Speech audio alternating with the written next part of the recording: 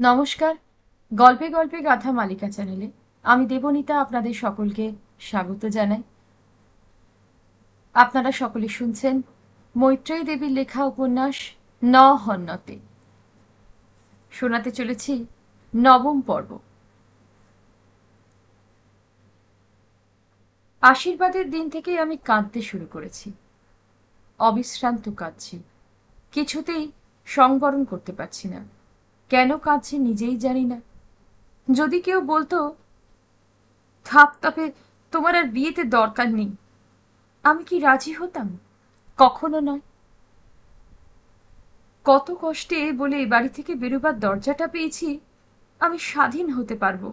আর কিছু না হোক, শান্তিনিকেতনে তো ইচ্ছে মতো যেতে পারবো। কিন্তু তবু আমি কাঁদছি, কেন কে জানে।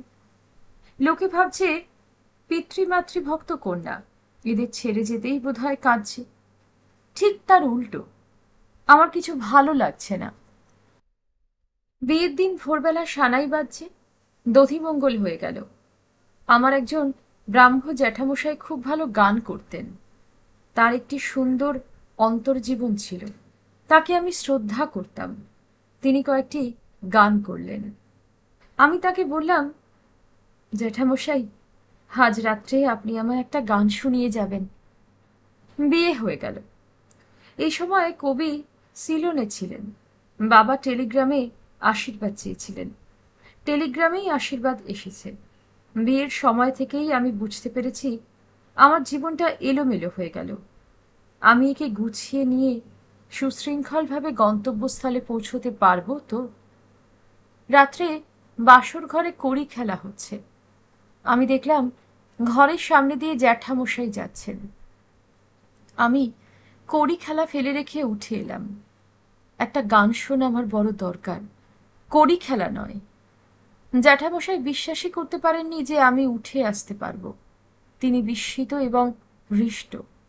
জ্যাঠামশাই বারান্দায় বসে গান করলেন, মোদের কে বা আপন কে বা পর, কোথায় বাহির কোথা বা ঘর, ওগো কর্ণধার, চেয়ে তোমার মুখে মনের সুখে নেব সকল ভার, আমাদের যাত্রা হলো শুরু এখন, ওগো কর্ণধার, তোমারে করি নমস্কার।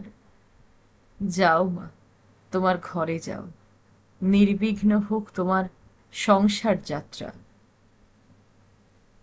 আমার স্বামীকে শুভেচ্ছা জানিয়ে আমায় আশীর্বাদ করে আমার বাবা মা চলে গেলেন বাসর ঘরের দরজাটা বন্ধ করে। আমার স্বামীর বয়স ৩৪ বছর। তিনি আমার চেয়ে ১৪ বছরের বড়। আমরা পরস্পরকে দেখছি। ইনি দেখতে ভালো নয়, আরও ত্রুটি আছে, কিন্তু আমি বুঝতে পেরেছি একান্ত ভালো লোক। আমার ভয়ও করছে না, বিরক্তও লাগছে না। আমি সবুজ ডুরে সুতির শাড়ি পরে আছি। আমার কপালে কোণে চন্দন, কিন্তু সিঁথিতে সিঁদুর নেই, কারণ কুশণ্ডিকা হয়নি। কুশণ্ডিকা না হলে বিবাহ সম্পূর্ণ নয়। এমন অবস্থায় হিন্দু সমাজের সাধারণ নিয়মে বর কনে এক ঘরে থাকে না। ঘরে কয়েকজন বালক বালিকা অন্তত পাহারা থাকে। কিন্তু আমরা ওসব কুসংস্কার মানি না, আমরা তো আধুনিক। আমি ভাবছি, একেবারে চেনা নেই একজন ভদ্রলোককে প্রথম দেখলাম, এর সঙ্গে এক বিছানায় কি করে শোয়া যায়? আমার কোনো ভয় নেই, শুধু অস্বস্তি। আমি বললাম, আমি মাটিতে কার্পেটে শোব। উনি বললেন, তা হয় না, তাহলে আমিই শোব। তা কি আর হয়? হাজার হলেও এটা আমাদের বাড়ি, ইনি অতিথি। বেশ খানিকক্ষণ বিতর্কের পর আমি বললাম, তাহলে এখানেই শুচ্ছি। প্রথম দিনই অবাধ্যতা কিছু নয়, কথা বলবার আমি কিছু খুঁজে পেলাম না। ইনি তো কোনোদিনও পান না, সেদিনও পেলেন না। সেটা আমার লক্ষ্য হলো না। আমি একটা চাদর মুড়ি দিয়ে ওর দিকে পিছন ফিরে শুতে শুতে বললাম, আমি ভোর ৫টায় উঠতে চাই, তখন জ্যাঠামশাই আসবেন। আপনি যদি আমার আগে ওঠেন, আমায় একটু জাগিয়ে দেবেন। আলো নিভিয়ে আমরা শুয়ে পড়েছি। তারপর এক কাণ্ড হলো। যে মির্জাকে আমি আর ৪ বছর দেখিনি, তাকে দেখলাম। একটা মহাদেশ পার হয়ে ভারত সাগর পার হয়ে সে হঠাৎ এই বন্ধ দরজার ভিতর দিয়ে এসে ঢুকল। যখন সে আমাদের বাড়িতে ছিল তখন ভূমিকম্পের দিন ছাড়া কোনোদিন আমি তাকে এত রাত্রে দেখিনি বা এক শয্যাতে বসিও নি। আর আজ সে আমার বাসর শয্যাতে এসে বসল। আমি অবাক হয়ে গেছি। নির্জা, এতদিন তোমার কথা ভুলে গিয়েছিলাম। তাই নাকি? হ্যাঁ, কিন্তু আজ সকাল থেকে ভাবছি। কি ভাবছো? ভাবছি তুমি আসছো না কেন। তুমি তো হিমালয়ে তপস্যা টপস্যা করেছো, তাই ভাবলাম এমনও তো হতে পারে যে তোমার কোনো শক্তি হয়েছে, তুমি চলে আসবে এবং বাবাকে বোঝাতে পারবে। তা তো এলেই না। এই তো এসেছি। এখন তো অনেক দেরি হয়ে গেছে। কিসের দেরি? আগেই বা কি, পরেই বা কি, দেরিই বা কি, শীঘ্রই বা কি। এই বলে সে আমার হৃৎপিণ্ডের উপর মুখ রাখল। ওইখানেই তো রক্তবহা শিরা উপশিরা তার চুম্বনে দলিত পিষ্ট হয়ে গিয়ে রক্ত পড়তে লাগলো ফোঁটা ফোঁটা করে। খাট বেয়ে গড়িয়ে গিয়ে বারান্দা দিয়ে নিচে প্রতাপাদিত্য রোডের উপর পড়ে তার ধারা গঙ্গার সন্ধানে চলল। পতিত পাবনী গঙ্গে, তুমি আমার রক্তস্রোতকে সমুদ্রে নিয়ে যাও। আমার শরীর থেকে সমস্ত রক্ত চলে যাক, নূতন রক্ত হবে, নূতন জীবন হবে।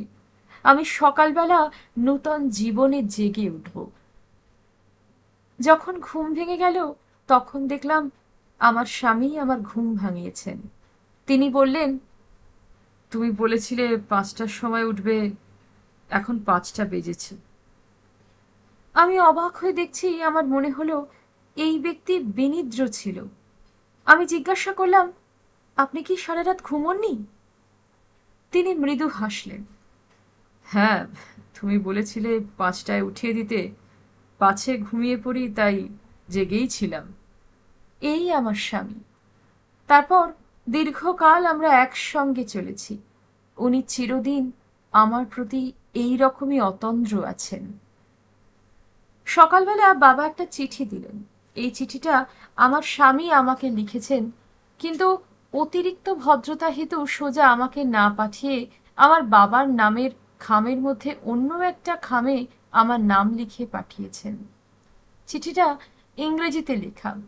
অনুবাদ না করে ইংরেজিটাই তুলে দিচ্ছি। চিঠিটা ২ দিন আগে এসেছে, আমি আজ পেলাম। পত্রলেখকের উদ্দেশ্য ছিল, যেহেতু আমাদের দেখাশোনা হয়নি, চিঠির মারফত কিছুটা নিজের ব্যক্তিত্বের পরিচয় দেওয়া।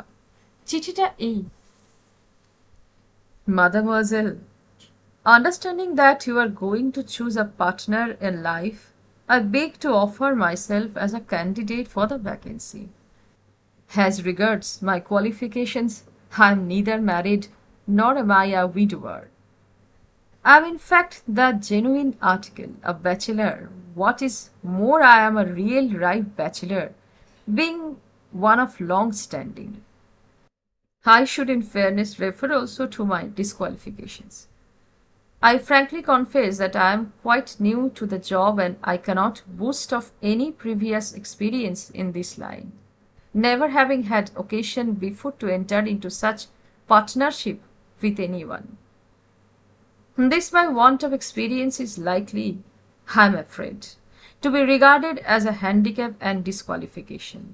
May I point out, however, that though want of experience is likely, I am afraid, to be regarded as handicap and a disqualification in other avenue of life, this particular line is the only one where it is desirable in every way. A more likely handicap is the fact that I am an old bachelor with confirmed bachelor habits. Lest fears be entertained about my ability to adapt myself to the new conditions, may I draw your attention to the fact that I am not such a hopeless case as Sir P.C. Ray. For further particulars, I beg you to approach your mother, who studied me the other day with an amount of curiosity and interest that would have done credit even to an eminent Egyptologist examining a rare mummy. In fine, permit me to assure you that it will be my constant endeavour to give you every satisfaction. I have the honor to be Mademoiselle, your most obedient servant. 17th June 1934. চিঠিটা পড়ে আমি অবাক হয়ে গেছি। ঝড়ের দুর্যোগের মধ্যে এক পশলা রোদের ধারা, হাসির মতো জিনিস আছে? আমি হাসতে হাসতে মাকে দিলাম। চিঠিটা তোমরা পড়েছ? হ্যাঁ, তোর বাবা একটু একটু। আমাকে কাল দাওনি কেন? আমি ভাবলাম, কি জানি কে কি লিখলো, কি জানি কে কি, নিচে তো নাম দেওয়াই আছে। আমি ভাবছি কাল চিঠিটা পেলে দু একটা কথা বলার বিষয় পাওয়া যেত, অন্তত বলতে পারতাম আপনি তো খুব হাসাতে পারেন। তা হলো না। কি যে করেন এরা। এ বাড়ি থেকে আমি প্রথম শ্বশুর বাড়ি যাব, তারপর চলে যাব হিমালয়ের দূরতম প্রান্তে কোনো এক নির্জন স্থানে, যার নামও কেউ শোনেনি। দেওয়ালে যে একটা প্রকাণ্ড ম্যাপ টাঙানো আছে, সেখানে খুঁজে দেখেছি ওই পাণ্ডব বর্জিত দেশটির নাম কোথাও নেই। বাড়ি ছেড়ে যাওয়ার সময় বাবা ছেলে মানুষের মতো কাঁদতে লাগলেন। আমি তো কাঁদছি অবিরাম। বাবার উপর সব অভিমান চলে গেছে। আমি ভুল বুঝেছিলাম, যা করেছেন আমার ভালোর জন্যই করেছেন। রমার জন্য আমার মন কেমন করছে। আমার বিয়েতে ও তো কম খাটেনি। আমার বিয়ের ৩-৪ দিন পর কবি সিলন থেকে ফিরেছেন। তার সঙ্গে আমরা দেখা করতে যাব, কিন্তু আমি বাবার সঙ্গে যেতে রাজি নই। সাহস করে বললাম, তোমরা আগে যাও, আমি পরে একলা যাব। বাবা খুব গম্ভীরভাবে বললেন, বেশ কথা, আমি আমার জামাইকে নিয়ে সকালে যাচ্ছি, তুমি দুপুরে যেও। দুপুরবেলা আমি গাড়িতে একলা যাব ভেবেছি, তার রমা আমার সঙ্গে চলল। ও যে কেন এলো জানি না। ওর সঙ্গে কথা বলবারও আমার ইচ্ছে হচ্ছে না। আমার মনের ভিতরটা একটা অদ্ভুত আবেগে কম্পমান। কি কারণে আমি এত অস্থির ও উদ্ভ্রান্ত তা জানি না। ঘোরানো সিঁড়িটা দিয়ে আমি দ্রুত উঠছি। আমার পরনে বেনারসি, তার আঁচলটা লুণ্ঠিত হচ্ছে। রমা তুলে দিচ্ছে হাতে গলায় কানে গয়না, মাথায় সিঁথি, পায়ে নুপুর ও নূতন সিঁদুরে আমার বোধ বেশ সম্পূর্ণ। উনি অপেক্ষা করছিলেন। আমাকে দেখেই 2 হাত বাড়িয়ে দিলেন। এসো অমৃতা। আমি তার কোলের ওপর পড়ে কাঁদতে লাগলাম। আমি শুনতে পেলাম উনি বললেন, রমা, তুমি পাশের ঘরে গিয়ে একটু বসো, আমি ওর সঙ্গে কয়েকটা কথা বলবো। রমা চলে গেল। উনি আমাকে একটুক্ষণ সময় দিয়ে তারপর বললেন, উঠে বসো। আমি উঠে বসলাম। উনি বলতে লাগলেন, আমি উপদেশ দিতে ভালোবাসি না। বড় বড় কথার পাথর চাপিয়ে আমি আর্ত মনকে আরো ক্লান্ত করে দিতে চাই না। তবু আজকে আমার তোমাকে কয়েকটা কথা বলতেই হবে। একটুক্ষণ নীরবতার পর, তোমার বাবা আজ সকালে ছেলেটিকে নিয়ে এসেছিলেন। তার সঙ্গে আর কি কথা বলবো? কেবল পণ্ডিতরাই এরকম নিষ্ঠুরতা করতে পারে। কিন্তু তোমার ওপর কেউ নিষ্ঠুরতা করেছে বলে তুমিও নিজের ওপর নিষ্ঠুরতা করবে, এটা কোনো কাজের কথা নয়। আর কেউ আমাদের হাতে নেই অমৃতা, আমরা কেবল নিজেই নিজের হাতে আছি। আমি জানি না যার সঙ্গে তোমার বিয়ে হয়েছে তিনি কেমন, তার পারিপার্শ্বিক তোমার অনুকূল কিনা, কিন্তু অবস্থা যেমনই হোক, ভাগ্য যেমনই হোক, তুমি তার চেয়ে বড় হবে। আমি আশা করছি তুমি তোমার চারপাশে যারা আছে তাদের সকলকে সুখী করবে। সবচেয়ে বড় কথা, নিজে সুখী হবে। যদি তুমি সুখী না হও অমৃতা, যদি তুমি ভেঙে পড়ো, পরাজিত হও প্রতিকূল অবস্থার হাতে, তাহলে আমি মনে করব সে আমারই পরাজয়। কিন্তু আমি জানি তা হবে না। তুমি নিশ্চয়ই পারবে। যদি তুমি একখানি নীড় তৈরি করতে পারো যেখানে তোমার আনন্দের সংসারে সকলে আনন্দিত, তাহলে আমি কথা দিচ্ছি আমি যাব তোমার সেই ঘরে। উনি পরম স্নেহে আমার মাথায় হাত বুলিয়ে দিলেন। আমি নিচু হয়ে তার পায়ের উপর মাথা রাখলাম। নরম মসৃণ পায়ের পাতা চুম্বন করে বললাম, তাই হবে, তাই হবে। তাই হবে। বাড়ি ফিরে রমা গোপনে বাবাকে সব বলে দিল। কি বললে কে জানে। আড়ি না পাতলে তো ওর জানবার কথা নয়, আর আড়ি পাতলেও তো এমন কোনো কথা হয়নি যা নিন্দনীয় বা আমি কোনো নালিশ করেছি। আমার অশ্রুজল যদি নালিশ হয় তাহলে তো নাচার, কিন্তু সেদিন বাবা আমাকে এমন বকলেন, অমন ভয়ানক বকুনি আমি আগে আর কখনো খাইনি।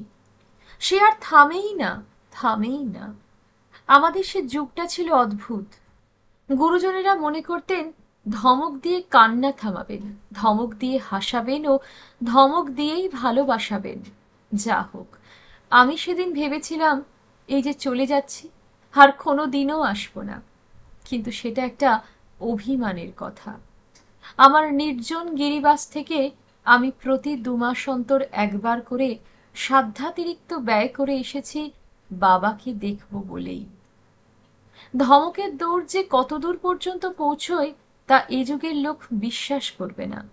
বেশ কিছুদিন পর্যন্ত মা খবর নিতেন আমাদের স্বামী স্ত্রীর ভাব কতদূর এগিয়েছে।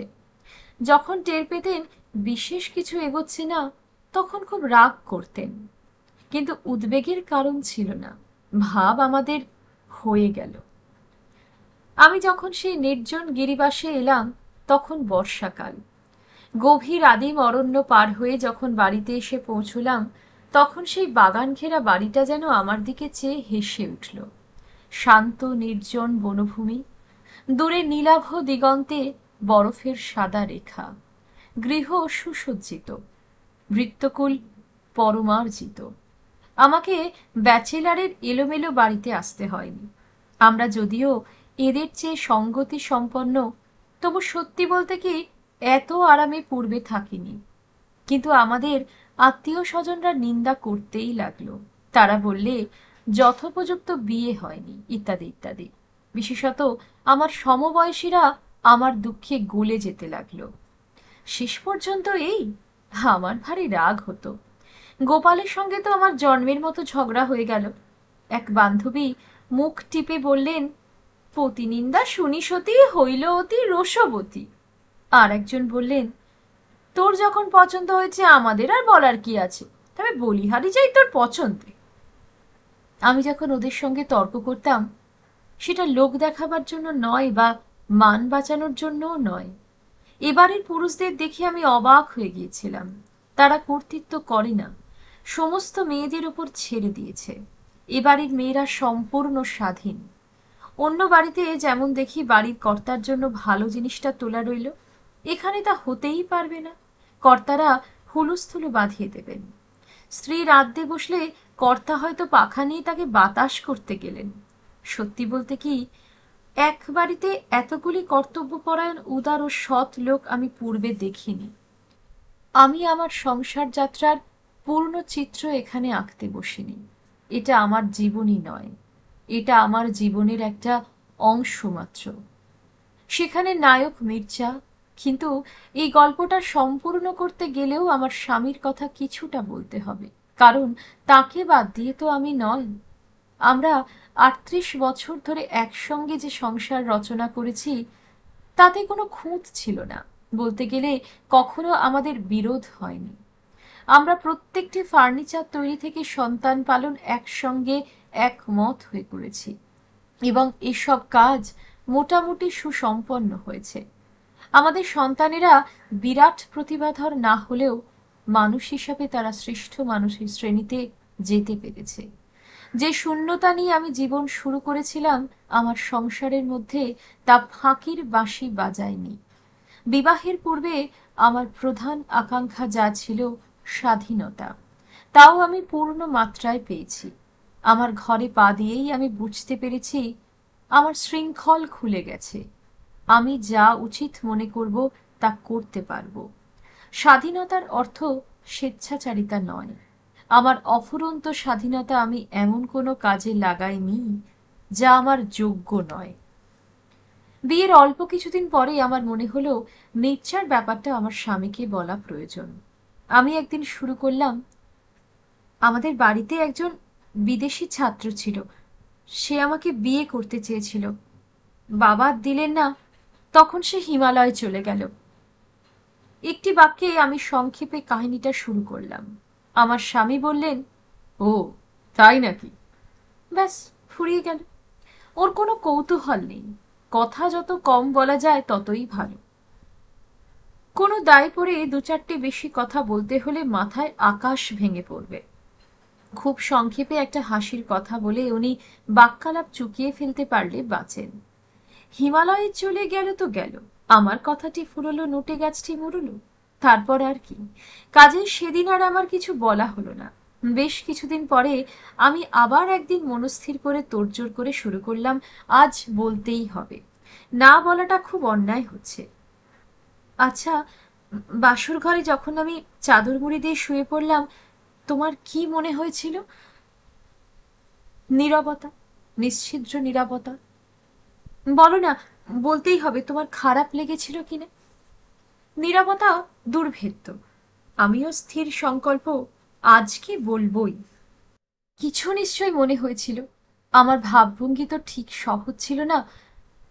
বহু প্রশ্নের পর উত্তর এই, তার সম্পূর্ণ অপরিচিত একজন লোকের সঙ্গে হঠাৎ রাত্রে এক ঘরে থাকতে অসুবিধা তো লাগতেই পারে, খারাপও লাগতে পারে। তোমার অসুবিধা বা খারাপ লাগেনি? একটুও না। ভালো লেগেছিল? খুবই। অবাক হয়ে গিয়েছিলাম তোমাকে দেখে। তবে আমারই বা খারাপ লাগছে কেন তা তোমার মনে হয়নি? এই প্রকারে অশেষ প্রশ্নবাণে নির্যাতিত হবার পর বললেন, আমার বন্ধু ভূপেশের কথা মনে হয়েছিল। তার মতো হলো না তো। গল্পটা এই, ভূপেশের বিয়ে হলো যেমন কথাবার্তা হয়ে বিয়ে হয়ে থাকে। ভূপেশও মেয়েটিকে আগে দেখেনি। বাসর ঘরে মেয়েটি ভূপেশকে বললে, দেখুন, আমি আপনার স্ত্রী নই, হতে পারি না। আমি একজনকে পতিত্বে বরণ করেছি, সেও আমাকে ভালোবাসে, কিন্তু আমার বাবা কিছুতেই রাজি হলেন না, তাকে দূর দূর করে তাড়িয়ে দিয়েছেন। এখন আমি কি করি? আপনারও আমাকে বিয়ে করা উচিত নয়। ভূপেশ স্তম্ভিত। মেয়েটির কথা ঠিকই যুক্তিযুক্ত। ভূপেশ সেই ছেলেটির নাম ঠিকানা নিল। তারপর বড়বেশী ভূপেশ বাসর ঘর থেকে, বিবাহ বাড়ি থেকে বেরিয়ে সেই পলাতক প্রেমিকের সন্ধানে রাত্রির অন্ধকারে যাত্রা করল। ওদের তখনও কুশণ্ডিকা হয়নি, শুধু সম্প্রদান হয়েছে, অর্থাৎ বিবাহের আসল অংশ হয়নি। ওই কন্যা ভূপেশের ধর্মপত্নী নয়। ওরা একসঙ্গে ধর্মানুষ্ঠান করেনি, সপ্তপদী করেনি।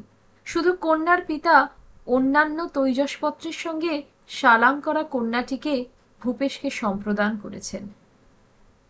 এই কন্যা এখন ভূপেশের সম্পত্তি।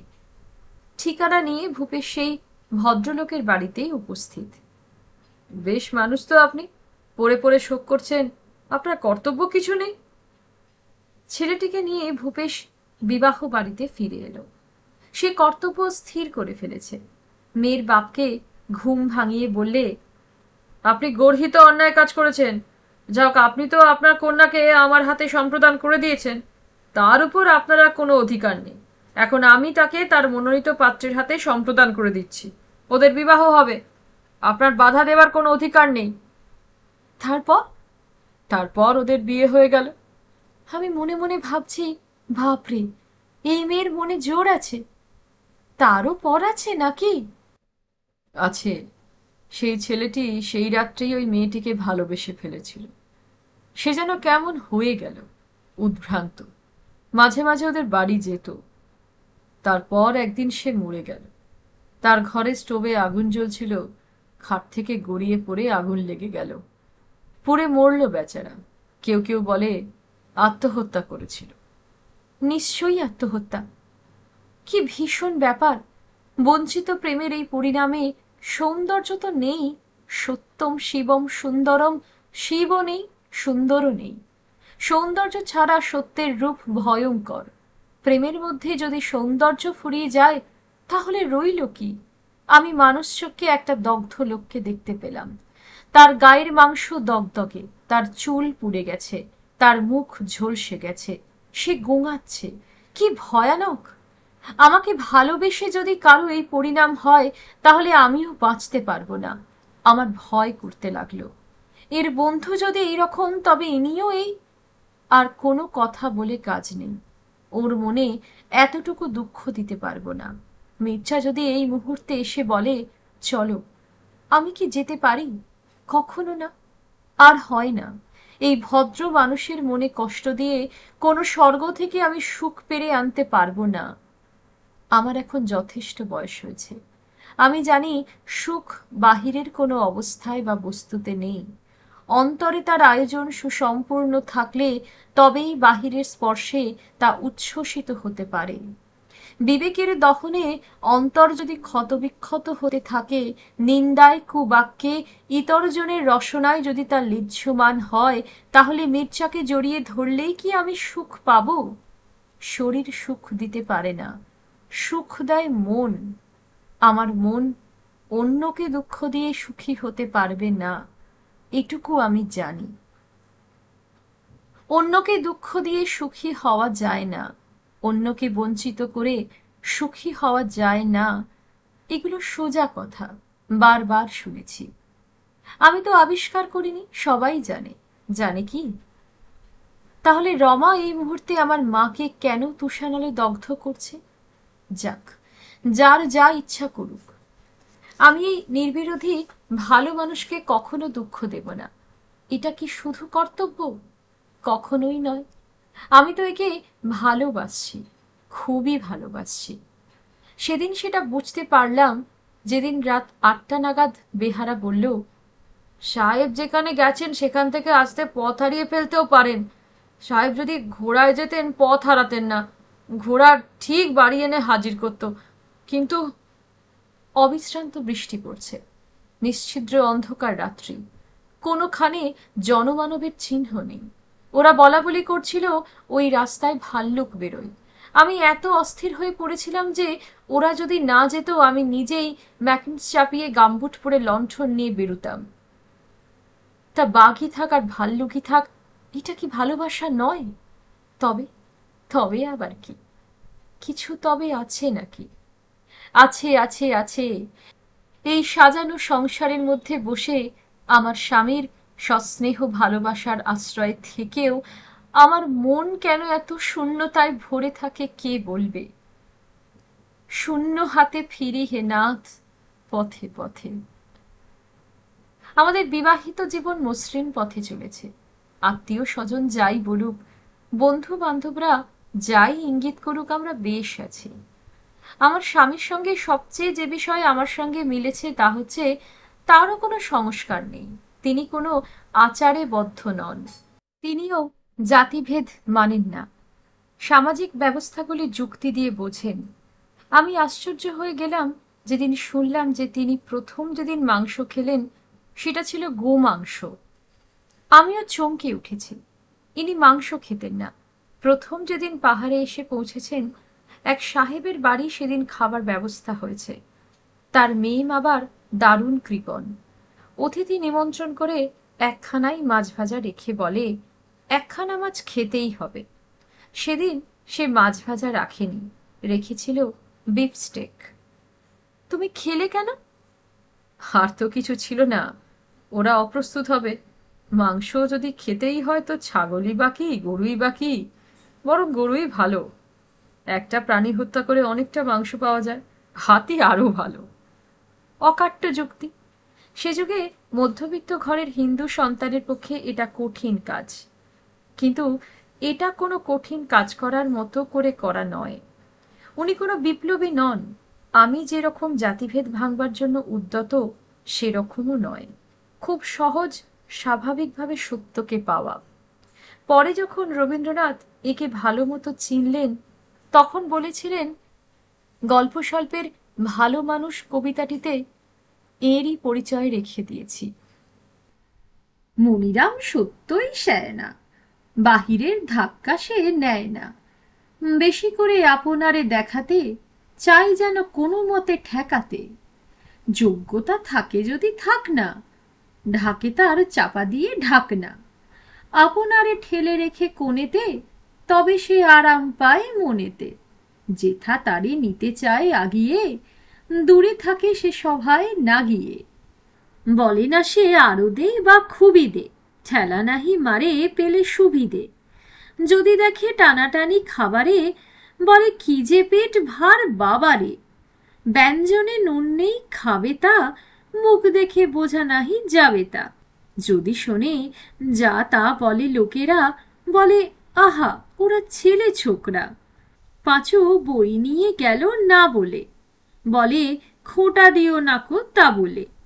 বন্ধু ঠকায় যদি সহিবে, বলে হিসাবের ভুল দইবে। ধার নিয়ে যার কোনো সাড়া নেই, বলে তারে বিশেষ তো তারা নেই। যত কেন যায় তারে ঘা মারি, বলে দোষ ছিল বুঝি আমারই।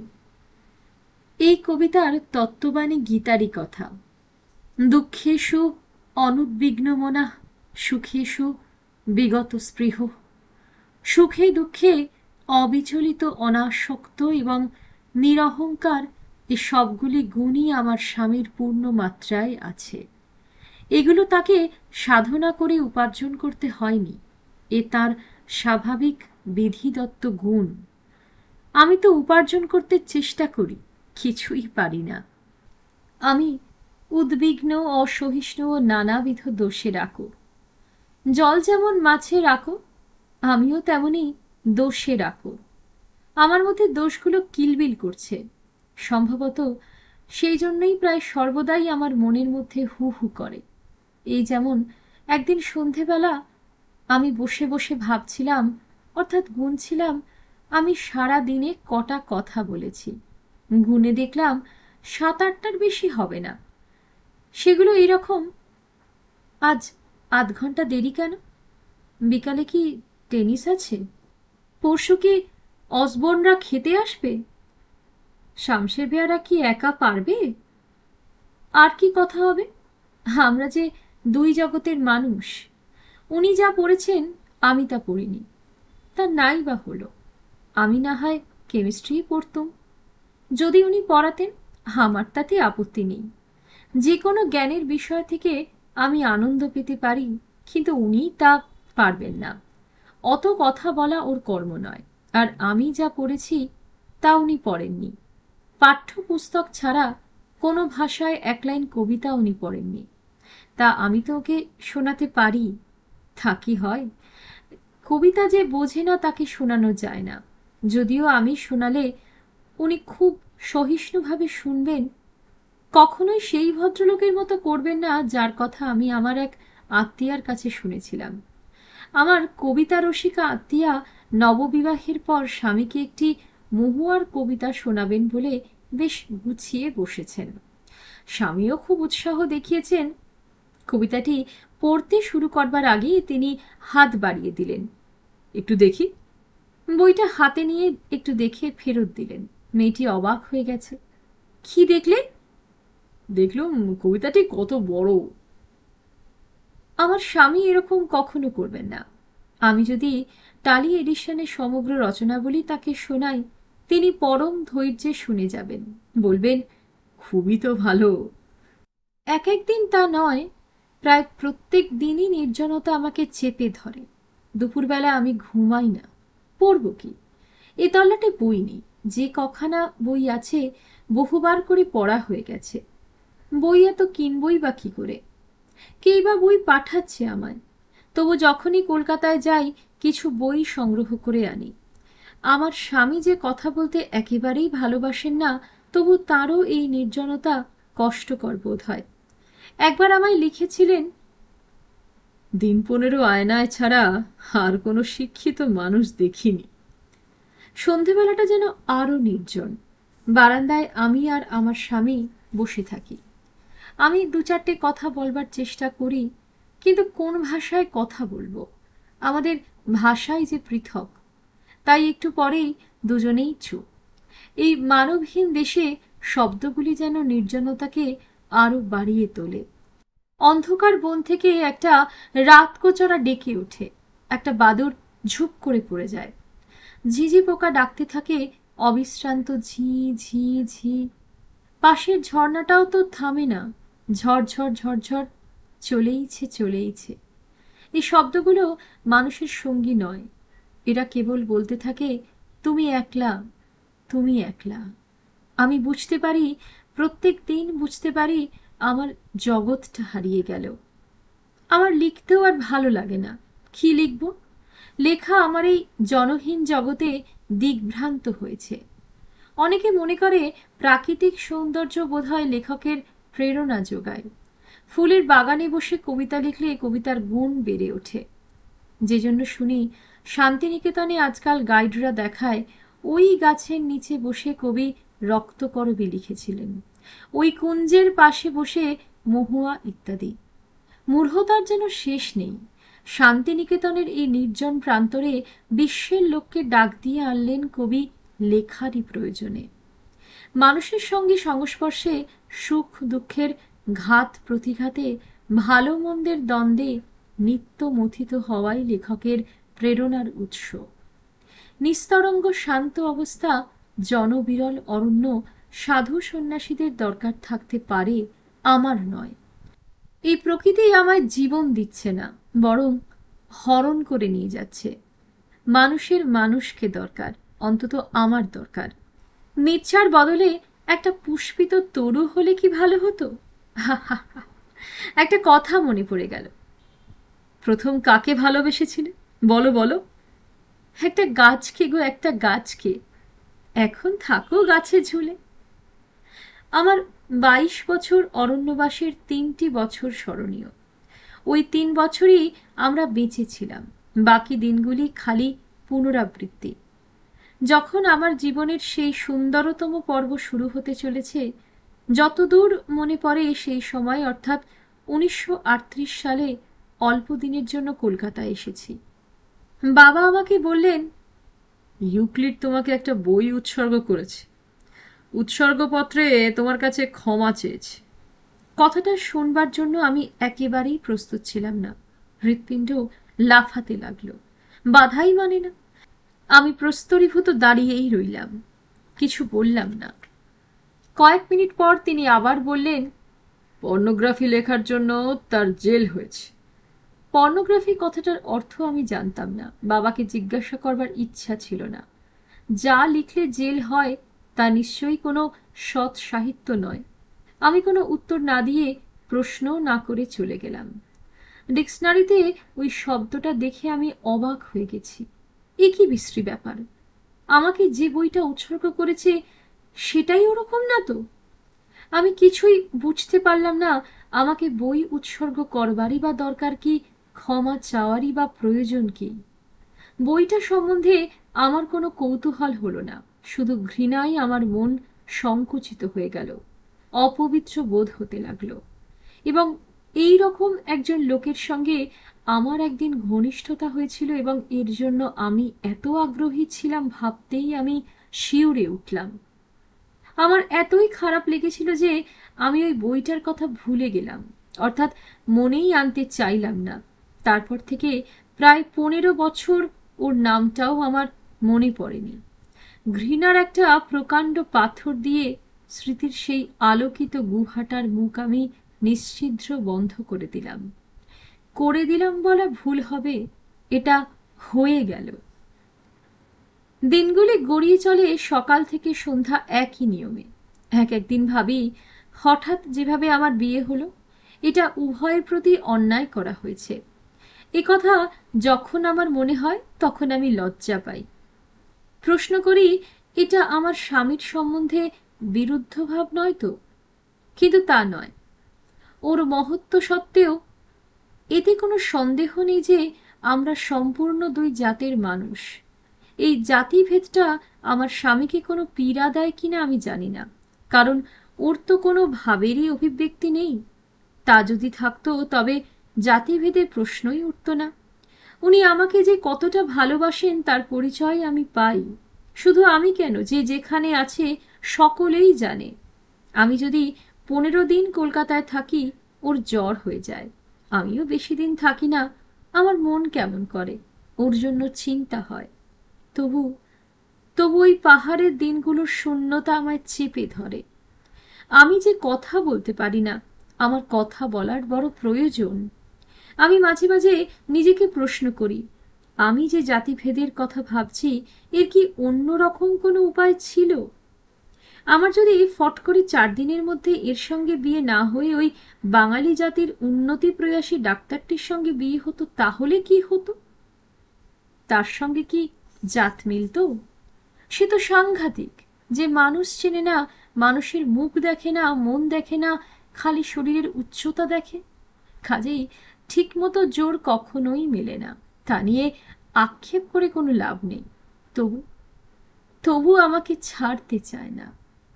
যদি কেউ আমাকে জিজ্ঞাসা করে, কি তুমি পাওনি? স্বামীর ভালোবাসা, শ্বশুরবাড়িতে সম্মান, স্বাধীনতা, কোনটা পাওনি? আমায় মানতে হবে যে অভিযোগ করবার মতো কিছু নেই। যদি আমি বলি আর কিছুই নয়, গত মাসের প্রবাসীতে রবীন্দ্রনাথের যে কবিতাটা বের হয়েছে সেটা 1 মাসের মধ্যে কারোর সঙ্গে পড়তে বা আলোচনা করতে পারলাম না, তাহলে কি কেউ আমার জন্য শোক করতে বসবে? তা কি হয়? হাসবে লোকে, কিন্তু অনেক লোকেরই যা প্রয়োজন নেই আমার তা আছে। কোনো কোনো মানুষ আছে যাদের অঞ্জলি পূর্ণ হয় না কোনো পার্থিব বস্তুতে, যাদের আকাঙ্ক্ষা ফুরাতে চায় না, যারা এই জগতে কোনো সূক্ষ্ম অনির্দিষ্ট জিনিস খুঁজে বেড়াচ্ছে যার কোনো বাস্তব মূল্য নেই। আমাদের মনটাকে এমন করে তৈরি করলো কে? কোনো কোনো লোকের যে অনেকের সঙ্গে জাতিভেদ হয়ে গেল, এর জন্য দায়ী কে? রবীন্দ্রনাথ ঠাকুর আবার কে? আমরা যারা তার গানের ভিতর দিয়ে জগৎটাকে দেখছি আর যারা তা দেখেনি, এদের জগৎ পৃথক হয়ে গেছে তাতে কোনো সন্দেহ নেই।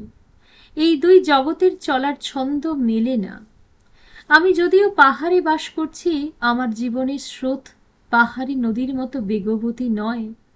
উপলে লেগে তা উচ্ছ্রিত হচ্ছে না, তা একেবারে নিস্তরঙ্গ পুকুরের জল হয়ে যাচ্ছে। বহির জগতের সঙ্গে যোগ নেই। সংসারের তরিটা ভাসিয়ে দিয়ে বসে আছি, একলা, ঘোর একলা। মাঝে মাঝে আমার মনে হয়, তিনি যে কথা দিয়েছিলেন আসবেন, সে কথা রাখবেন তো?